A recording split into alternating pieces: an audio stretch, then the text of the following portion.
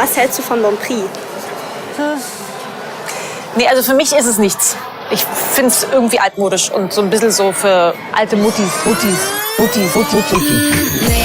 ich find's irgendwie altmodisch und so ein bisschen so alte Muttis. Nee, ich find's irgendwie altmodisch und so ein bisschen so alte Muttis.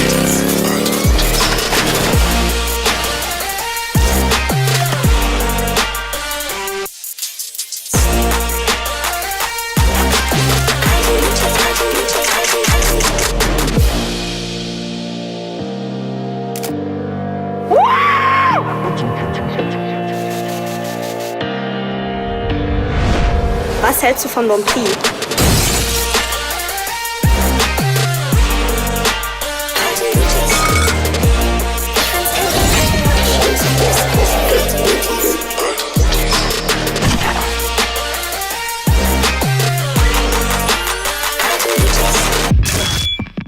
Nicht schlecht für eine alte Mutti, oder?